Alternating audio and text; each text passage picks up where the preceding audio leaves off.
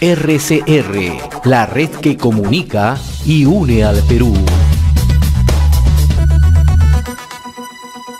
Seguimos en sintonía a través de Enlace Regional RCR, Red de Comunicación Regional. Vamos a saludar al doctor Manuel Vázquez Flores, analista político, columnista del diario El Clarín y Cajamarca, uno de los más influyentes en la región. En su momento ha sido viceministro de Trabajo y Promoción del Empleo. Doctor Vázquez, qué gusto saludarlo, muy amable como siempre. Bien, queremos con usted conversar acerca de la admisión de la moción de vacancia presidencial allá en el Congreso de la República, ¿no? Por los casos de supuestos sobornos cuando era gobernador regional de Moquegua, Martín Vizcarra, ¿no? ¿Cómo analiza esta situación, ¿no? Cierto que estamos a poco tiempo transcurrido, estamos frente a una segunda moción de vacancia, ¿no? Pero daría la impresión que el escenario se presenta de manera diferente, ¿no? Bueno, sí. Esta situación es sinceramente, digamos, complicada, pero también es parte del control político del Congreso de la República. Mal se puede hablar de que se sabotea la gobernabilidad o de que se trata de generar inestabilidad al país cuando creo que en un sistema de control de poderes lo que corresponde precisamente al Parlamento es ejercer el rol que le corresponde más allá de la legitimidad también que puede tener el Congreso de la República, ¿no?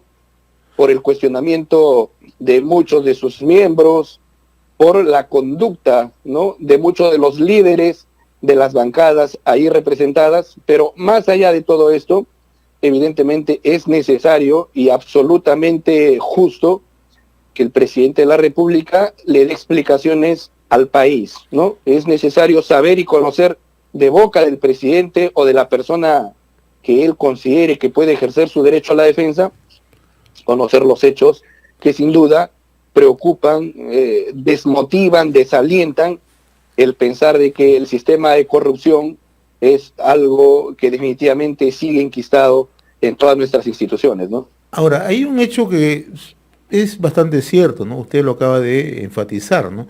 Estamos frente a un Congreso totalmente debilitado, bastante desacreditado, ¿no?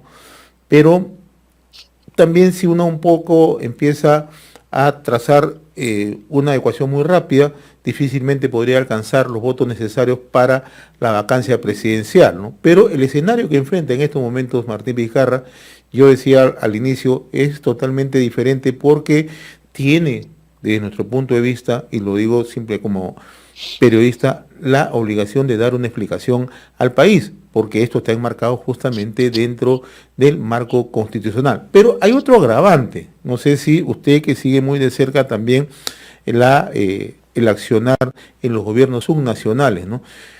En los últimos años, poco se habla de la corrupción imperante en los gobiernos subnacionales, hay que decirlo con nombre propio, los gobiernos regionales, ¿no? Y hemos sido testigos del caso de Gregorio Santos, hemos sido testigos del caso de César Villanueva Arévalo, hemos sido testigos del caso de César Álvarez, ¿no? Ahora la exgobernadora de Arequipa está siendo cuestionada, Yamila Osorio, ¿no? Hemos visto que también el señor Oscoriman Ayacucho está siendo investigado, el señor de Pasco fue detenido, el señor Viñas Entumbes está detenido. Es decir, podemos enumerar un equipo con suplentes incluso, pero por eso es que no se puede perder de vista lo que está ocurriendo en los gobiernos subnacionales, y eso parece ser que el presidente Vizcarra no lo entiende o trata de esquivarlo. Evidentemente las lecciones en el país deben ser muy importantes, ¿no? Más aún viniendo de quien personifica la nación. Y lo que usted dice es una realidad innegable, ¿no? Muchos nos concentramos en el sistema de corrupción, digamos, a un nivel del Poder Ejecutivo, de los ministerios, a estas delaciones, ¿no? Del caso Lavallato, pero efectivamente nos hemos olvidado y me parecería de que no hay un control, no hay una vigilancia y no hay un resguardo a los recursos o a los peculios públicos en el interior del país. Mire, esta pandemia definitivamente va a arrojar luego de los meses posteriores que Dios quiera se resuelva y se supere definitivamente esta crisis sanitaria, va a arrojar, creo yo, un panorama muy desalentador. No se sabe qué han hecho los alcaldes con mínimos recursos que se les dio para comprar canastas, por ejemplo, para los más pobres. Han utilizado los recursos de manera intrascendente. O sea, la corrupción es algo que a nivel subnacional de gobiernos distritales, provinciales, gobiernos regionales, es algo que no logramos controlar, no logramos detener. Y eso pasa precisamente cuando hay este tipo de crisis, en donde muchos pueden sostener, si el de arriba lo hace, ¿por qué no lo hago yo? Entonces el mensaje tiene que ser claro desde arriba, desde quien personifica la nación, someterse a las investigaciones, evitar desviar el debate y evitar cuestionar un rol de control político y de fiscalización que tiene el Parlamento. Y los líderes políticos, a mí me apena mucho ver a algunos líderes políticos que incluso pretenden llegar a Palacio de Gobierno, señalarle que no se vota a favor de una admisión, ni siquiera de la vacancia, de una admisión que pueda permitir las explicaciones y que el país se sienta satisfecho finalmente. Pero no se quiere ni siquiera dar ese paso, supuestamente porque el país puede entrar en un proceso de deslegitimidad o de inestabilidad, y eso es absurdo. Me parece que ven la política de abajo hacia arriba y no de arriba hacia abajo. Ahora, en el tema de fondo, ¿conviene o no conviene la vacancia presidencial a estas alturas? Mire, una vacancia nunca es conveniente, porque definitivamente es un proceso en donde la transición muchas veces puede generar muchos otros problemas adicionales, ¿no? A pocos meses del gobierno tenemos una elección cuesta arriba, ¿no? Tenemos nosotros el manejo de las instituciones, tenemos nosotros el rol de las Fuerzas Armadas.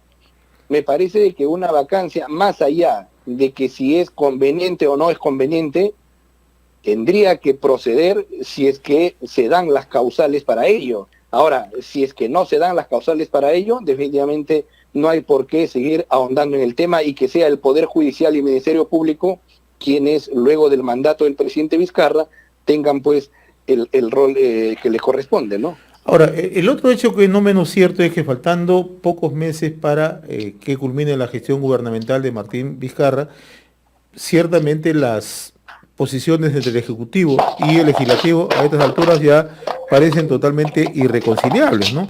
¿Cómo observa usted ese panorama, no? Porque hay quienes de una u otra manera dicen, sí, hay que dejar que culmine su mandato, ¿no? Pero que establezca puntos mínimos de entendimiento. ¿Es posible esto? Yo creo que todo es posible dentro de una democracia, dentro de un sistema como el nuestro. El diálogo político, fíjese, nunca debe ser algo que se debe soslayar, más allá de una situación de conflicto, de una situación de permanente confrontación. Me parece que el diálogo es algo que nosotros tenemos siempre que alentar y tenemos que siempre mirarlo como un elemento de la política que muchas veces ha resuelto muchas crisis. Fíjese, a través del diálogo se han resuelto crisis no solamente acá, se han resuelto crisis en una serie de sistemas en América Latina. Entonces, ahí creo yo que el presidente Vizcarra tendría que apuntar, y ahí creo que el presidente Vizcarra tendría que llevar todos sus esfuerzos, ¿no? Pero lamentablemente se opta por la confrontación, por desacreditar.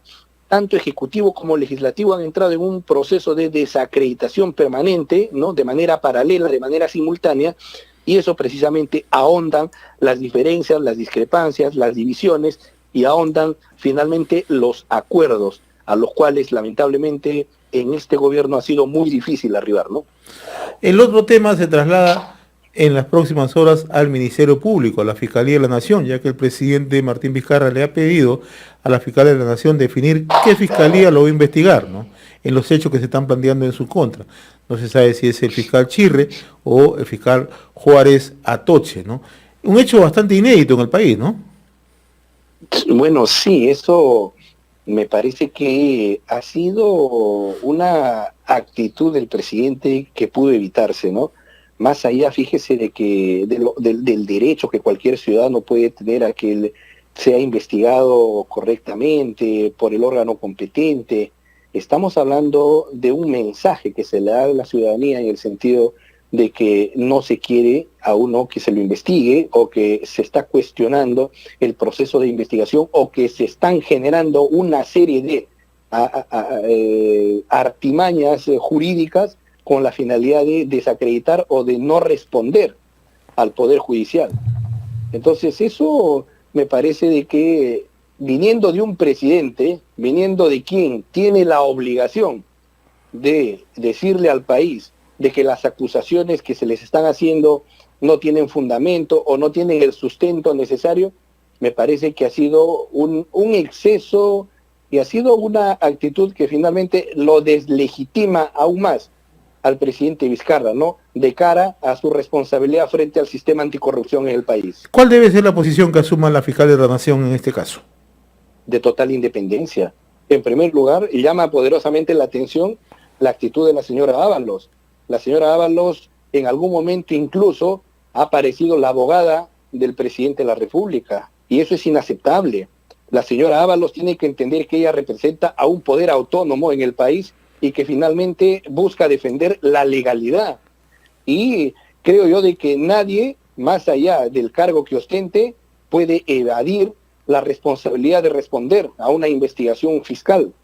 Entonces yo creo que la señora Ábalos tiene la oportunidad de sentar un precedente y de decirle al país que tenemos un ministerio público con autonomía, un ministerio público con firmeza, y que en el combate contra la corrupción no tiene distingo alguno, ¿no? Me hacen una pregunta a través de las redes sociales y yo se la traslado, doctor Manuel Vázquez. ¿Qué ocurre si siguen presentándose mayores evidencias o mayores elementos de juicio, como se habla en un proceso, contra el presidente Martín Vizcarra, ¿no? O sea, el nivel de gobernabilidad, ¿cómo queda? Lamentablemente tendríamos mayor inestabilidad en el país. Mire, en una democracia lo que hay que buscar es la estabilidad, las formas. Lo que hay que buscar en una democracia es un sistema mediante el cual podamos tener un gobierno lo suficientemente capaz para poder operar y articular las políticas que tiene para, en este caso, superar la crisis sanitaria, la falta de empleo, la falta de inversiones, e ir poco a poco garantizando el retorno de las actividades progresivamente, ¿no?, económicamente, en las diferentes etapas que aún faltan. Pero si seguimos con estas acusaciones y con estas evidencias que pueden sostener una situación lamentablemente ya impensable del presidente a cargo del gobierno, ¿por qué no pensar en una transición constitucional? La Constitución es muy sabia y este tipo de situaciones las prevé. O sea, no es que hay una vacancia y el país se cae. O sea, eso es absolutamente absurdo. Y quienes venden eso definitivamente desorientan y desinforman a la población. Y con esto yo no estoy diciéndole que estoy a favor o en contra de la vacancia. Lo que le estoy diciendo es de que en una democracia, cuando hay razones para vacar a un presidente, se tiene que vacarlo. Cuando no hay razones, sencillamente que continúe a cargo del gobierno, ¿no? Doctor Manuel Vázquez Flores, como siempre, muy reconocido por esta comunicación con Enlace Regional RCR, Red de Comunicación Regional. Que tenga buen día, muy amable. Buenos días, don José. RCR, la red que comunica y une al Perú.